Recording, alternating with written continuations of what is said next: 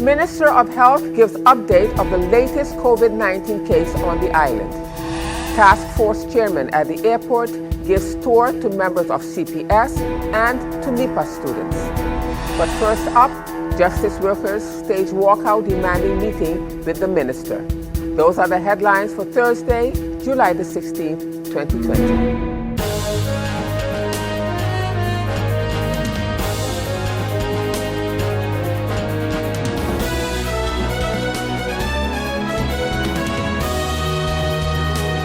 And this is SXM Daily News. I am Valerie Van Putten. Thanking you so much for joining me this evening. And as usual, we have a packed newscast for you, so let's get started.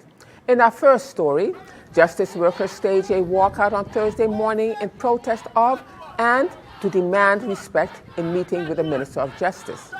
The manifestation was led by General Secretary of the WICSU PSU, Reginald Bakari Arundel.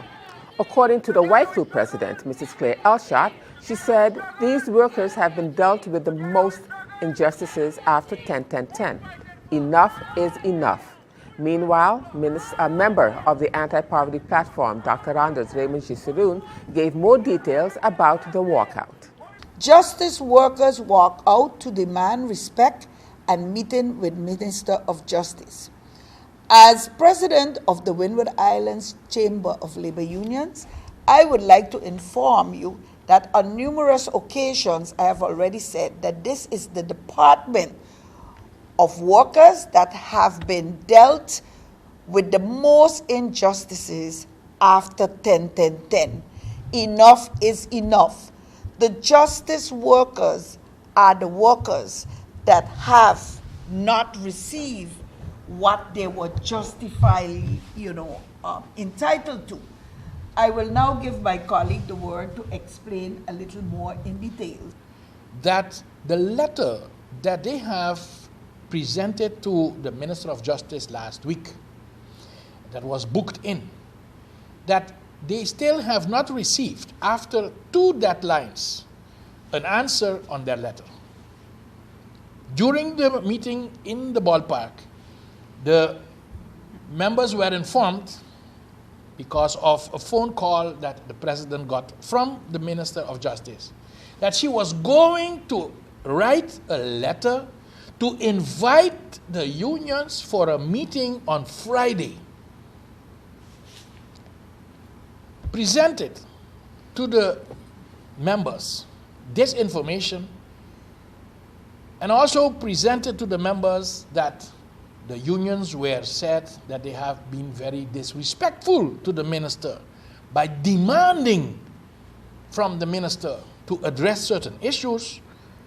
That was the reason for the union members to say they wanted the meeting now and then. They walked out and went to the government administration building, where the leaders of the both unions went inside to see if they could get the meeting with the minister. The minister was informed about it, but did not respond. As a consequence, the union members were called out for a meeting this morning again to address this situation.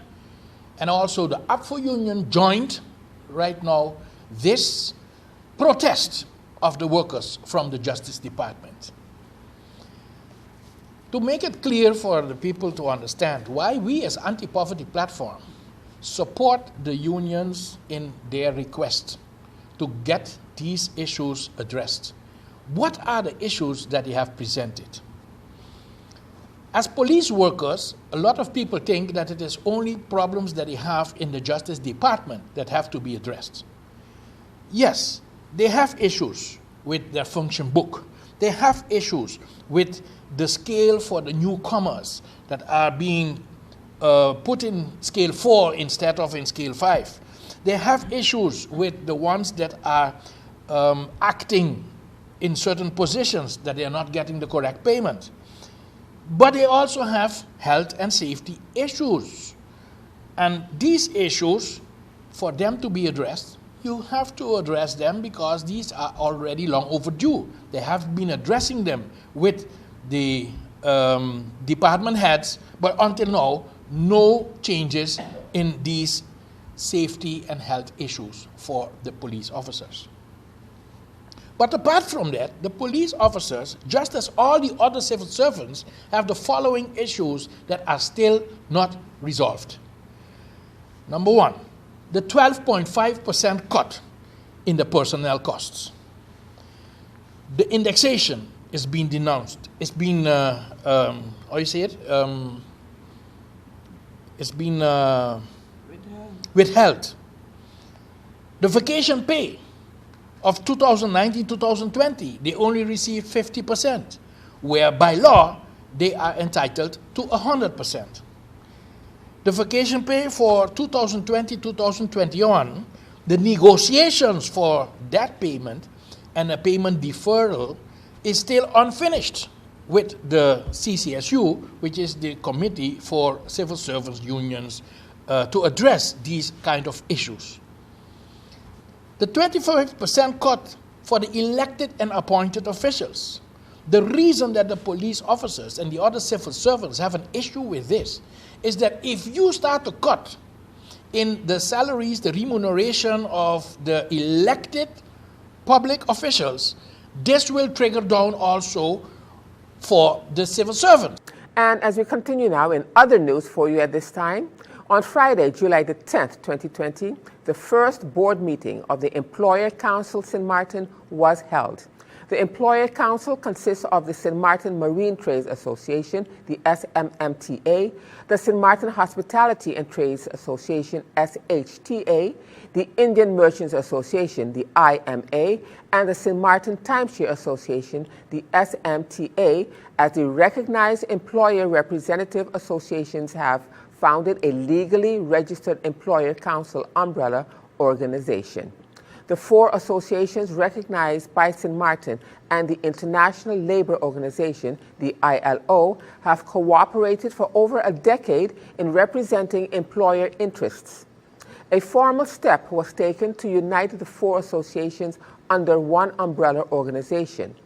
By way of this umbrella organization, the associations want to ensure a collective focal point for employer representation on all tripartite matters through representation of the private sector in advisory bodies. The Employer Council is an inclusive council of autonomous associations and is open to professional business associations so long as they meet the ILO requirements and adhere to principles. The objective of the Employers' Council is to provide sound, holistic advice on issues pertaining to the employment and the labor market, as well as matters of socio-economic importance in general. Structural tripartite dialogue is critical if our country is to grow its way out of the current economic crisis. The Employer Council St. Martin strengthens the voice of the private sector employers through unification in this umbrella organization, consistent with the need recently identified by the Prime Minister. And still to come, Task Force Chairman at the Princess Juliana International Airport gives tour to members of CPS and to NEPA students. We'll have the detail to that story and much more when SXM Daily News returns.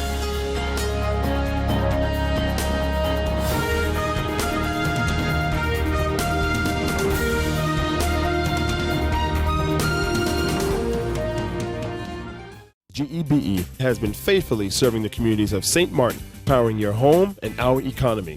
Come rain or shine, our qualified team of professionals are working hard 24 hours a day to provide you and your family with safe, reliable electricity and water. We use the latest technologies and test our products daily to maintain the highest international standards. Our friendly staff is always there to assist you, whether in person, over the phone, or online. We are committed to constantly improving our products and services, making them more efficient, effective, and environmentally friendly to serve you better today and our next generation of clients tomorrow. GEBE, powering a brighter future. Our friend Megawati is here with tips to save you energy. 1. Turn your airco temperature up. 2. Use a ceiling fan instead. 3. Buy energy saving products. Save some green with NVGEBE. And as the island prepares for the reopening of the Princess Juliana International Airport on August the 1st, and in keeping with safety protocols, a team at the Operations Department headed by Connolly Connor, who is the task force chairman for the COVID-19 committee, gave a tour to several individuals from the CPS department and to NEPA students who will be working with the airport. Mr. Connor informed them of the new guidelines that have been put in place for the safety of the incoming passengers. He then gave a small demonstration of the scanner, which is called a fever warning system, and how it works. He explains. The arrival area, there's a whole complete process involved, and this is where the passengers eventually end up to go through border control and then pick their bags up on the other side, and then they exit through customs and they go up to the meet and greet area and then on to their way, right? So it's a little different to what the airport used to be. I'm sure most of you know how it used to be before Irma. And we decided that what we were doing with the tents on the outside was not sustainable. So we then cut off a piece of the building, removed the mold, and set it up for operation. Now the challenge is we have a lot less floor space than we had before. And prior to the pandemic, we were actually almost up to the numbers that we were dealing before Irma. So it was a challenge in the smaller space, processing the same or close to the same amount of people that we had before. Now with the added situation with COVID-19, it just compounds the problem. Right? So we now need to find a way to deal with numbers within the confined space that we're operating now, and then having to add C-19 mitigations. And so it's quite a challenge for us that's running the airport. Nonetheless, this is what we have set up. So once the passengers get off the flight, they either walk to the arrival area or bus to the arrival area. We have a ramp set up on the back. They hand sanitize, they have their mask on, they come up the ramp, they go all the way down, and come all the way back up. That's necessary to queue based on the numbers that we have, so that people being outside in the rain and the sun stand up. Come through this ramp, come all the way down. You have a camera set up here and an infrared set up there. Everybody that is in this area is going to be people scanned. It's a mass scanner, so we can do large numbers at a time. Anybody that have a high temperature, the idea is to approach the person, explain them that they have a high temperature, and based on our entry requirements, they need to be interviewed and possibly swabbed. Right? They're going to know that beforehand, but it's also something that you would need to let them know once we identify someone. We speak to the person is then taken to this area here, and we have we call it a medical cube, a 20-foot container set up, and in that cube we'll have the interviews being done by a health professional. Right? Whoever that person is that the government decides going to do that part, that's what they're going to do. Do not allow the person back into the building. We don't want them to mix if they're a suspect. We don't want them to mix with the other people, because then that's a risk in itself. Then we arrange different logistics with CPS and SLS and the tourist office to have them picked up on the air side, taken to their hotel where they're going to remain in isolation until they get their results. Hopefully it's negative, then they can go out and enjoy themselves in Samata and contribute to the economy, because that's the whole idea. Meanwhile, Business Development Officer at the Princess Juliana International Airport, Mr. Damien Schmidt, went more into detail about the scanners. So the system is kind of quite simple. It comprises of three main systems. So we have three main parts. We have what we call the black body scanner, and we have the infrared scanner with a regular camera inside.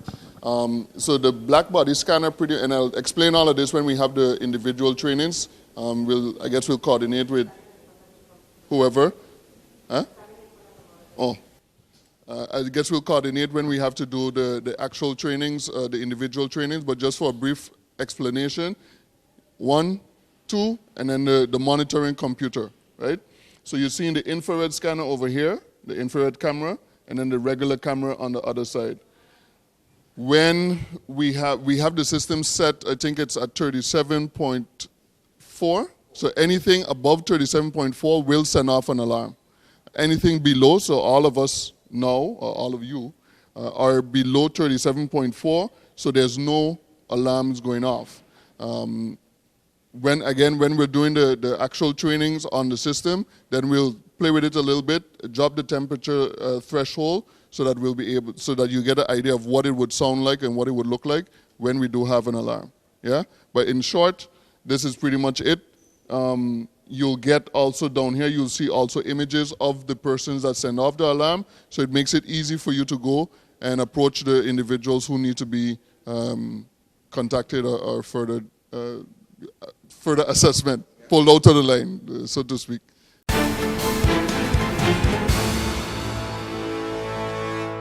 Now turning to our weather forecast for July the 16th, 2020.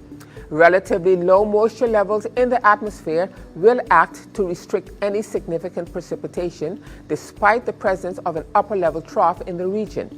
Meanwhile, the Atlantic high-pressure system will maintain light to moderate winds across the region. Slight to moderate marine conditions are expected for the next few days. And the outlook through Saturday midday, partly cloudy with brief showers possible. Now, let's turn to your 3-day forecast.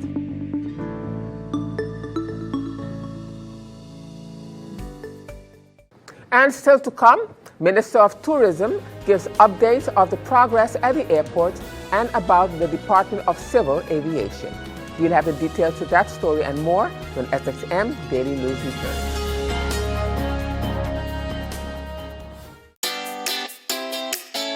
Make use of WIB mobile banking with easy access and direct usage of face recognition,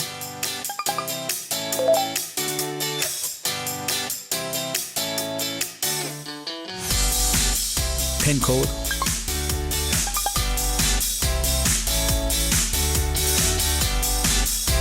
or fingerprint. Download WIB mobile banking app and make your transaction from anywhere at any time. For more information, visit wib-bank.net/quick-login.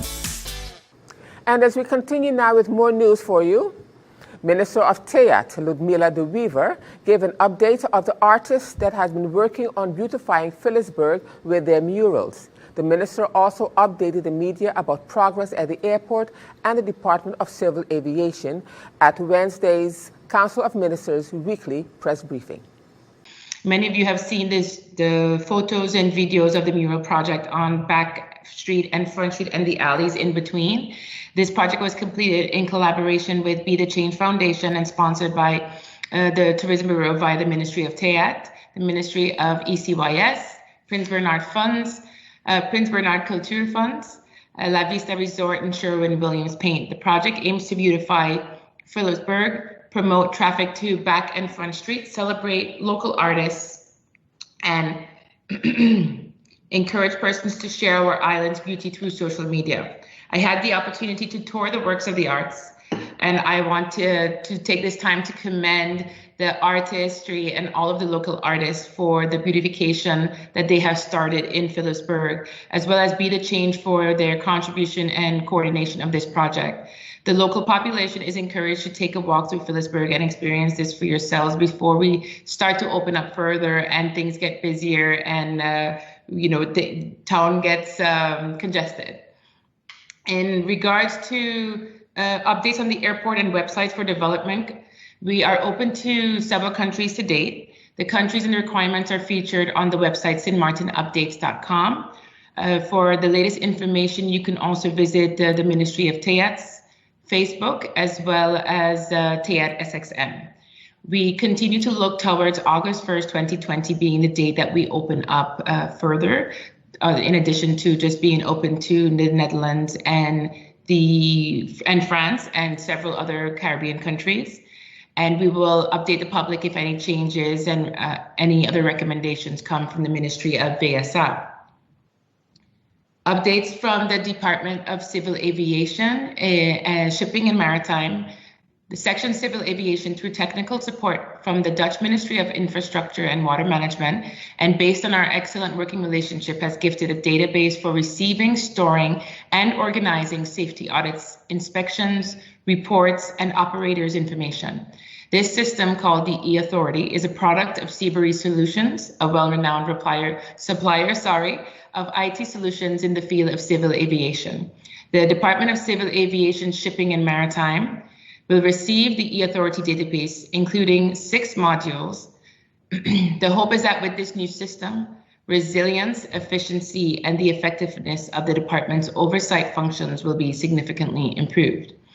Before I move on further, just for the reminders that are coming up for COVID-19 as we open more, one announcement I would like to add in here is that over the weekend, we made some progress with the relationship cooperation with the Maritime Affairs Office on the French side. What happened over these last few weeks is that charter boat companies from the Dutch side were not allowed to go over to the French side. This was related in part to the collaboration needed and the approval needed to streamline and coordinate our COVID-19 protocols that we were putting in place across all businesses, including charter companies. And as a result, we've had a few charter companies that have sent updates or sent the request is that the companies are preparing their protocol on how they are going to practice social distancing or minimize the passenger capacity on their boats and deliver it they can email it to the French side authorities, and they will receive a reply in the same day approving it or not. Everyone that I have spoken to, which has been so far 5 companies that have sent their guidelines into the French side, they have received approval for it, and this will allow you to continue the charters through the French side and for our locals to continue participating in staycation and reduced rates before we open up further to other countries for tourism. What we will do is prepare a press release and include it on the TEAT's website as well, and publicize it through the general, the different media, especially the newspaper, because that question has been ongoing for quite some time now. And I know that a lot of these charter companies are eager to get back out on the water on both sides of the island. So as a reminder for businesses in terms of following the guidelines, again, businesses, religious organizations, nightclubs and organizers, everyone in general, especially those that are in closed spaces, to continue practicing the guidelines that we have already had in place since March. And in this story out of the police blotter, the personnel of the detective department is currently investigating a situation that took place at a location where domestic violence victims are being housed. On the night of Monday, July the 13th, 2020, the Police Dispatch Center received a call from a staff member of the organization concerning an unknown man who was seen loitering around the premises. When the police patrol arrived at the location, they were informed that the male suspect had already fled the scene, but not before damaging several items belonging to the organization. It later turned out that the man with the initials ERW, who is suspected of ill-treating and threatening his family, was the person who had trespassed on the grounds of the organization. The officers were also informed that the suspect may be in possession of a firearm. After investigating this incident, the personnel of the detective department requested and received a warrant to arrest the suspect and to conduct a house search at the suspect's residence. A search of the residence was conducted early Tuesday morning on July the 14th, 2020. During this search, a small quantity of illegal narcotics was found in the home, but no firearm was located. The drugs were seized in the interest of further investigating, and the suspect was arrested and taken to the police station, where he is being held pending further investigation. And in more news from the police blotter, the St. Martin Police Force were also notified that the victim with the initials JJW, who was severely burnt after being set on fire back in February of this year, had succumbed to her injuries. JJW was flown off to Colombia for further treatment after receiving burns to over 70% of her body in the Dutch Quarter area on Saturday, February the 29th, 2020. The detective department had arrested a male suspect with the initials FW on March the 3rd, 2020, in connection with the incident. He was later released a few days after his arrest due to lack of sufficient evidence and information on what had taken place. The investigation into the case is currently still ongoing. The police force of St. Martin are extending their heartfelt condolences to the family and friends of the deceased. And as we continue now with more news, Minister of Public Health, the Honorable Richard Panafleck, gave the media an update of the latest case of coronavirus that was discovered on the island. The minister is also emphasizing to the community to adhere to the protocols that has been set and put in place in order to keep the community safe. Information has reached me that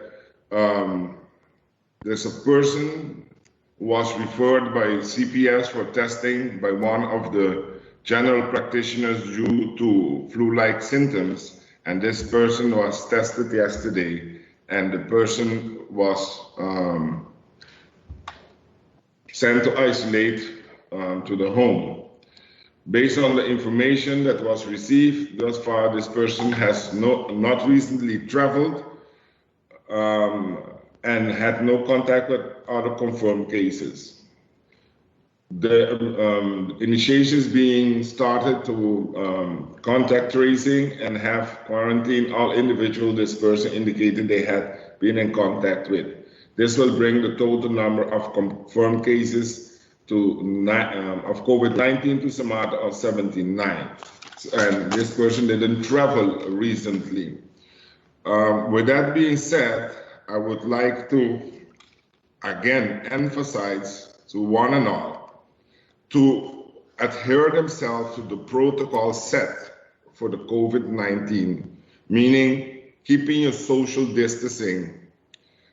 And as we end this edition of SXM Daily News for you this evening, the Inspectorate of the Ministry of Tourism, Economic Affairs, Transport and Telecommunications, TEAT, is informing all parents of students with secondary exams that school bus transportation has been arranged for the transportation of students for the examination period up to and including August the 4th, 2020. During the examination period, July-August, the following routes and schedules will be in effect. Area 1 will be Dutch Quarter, Garden of Eden, Belvedere, Bishop Hill, Sucker Garden Road, Pondfill Road, 80 Illich Road, Corralito Road, and St. Dominic. Area 2 will be Middle Region Road, 80 Illich Road, Madame Estate, Sacred's Gut Road, Bush Road, L.B. Scott Road to St. Dominic High School. Area 3 will be Point Blanche, Pondfill Road, Little Bay Road, Cahill Road, and back on A.C. Browers Road, L.B. Scott Road to St. Dominic High School. Area 4 will be Simpson Bay, Coal Bay, Union Road, Cahill Road, L.B. Scott Road to St. Dominic High School. Pickup time to school, 7:40 a.m., Area 1, 2, 3, and 4. 11:30 a.m., Area 1, 2, 3, and 4. Bus start its routes at this time. The pickup time from school will be 10:40 a.m., 2:40 p.m. Bus will depart the high school at that time. And if you have any questions, please contact the Inspectorate of TEAT at 542-5641 during working hours, or email the Inspectorate at idez.inquiries@stmartingov.org. I am Valerie Van Putten, thanking you for joining me this evening, and just a reminder that this and other programs are available online. Simply log on to stmartinmediacenter.com for viewing. And in this notice, SXM Daily News will not be aired on Friday, July the 17th, 2020, but we will be seeing you back again on Monday. So on behalf of the SXM Daily News team, we thank you for watching and plan on meeting you right back here again on Monday.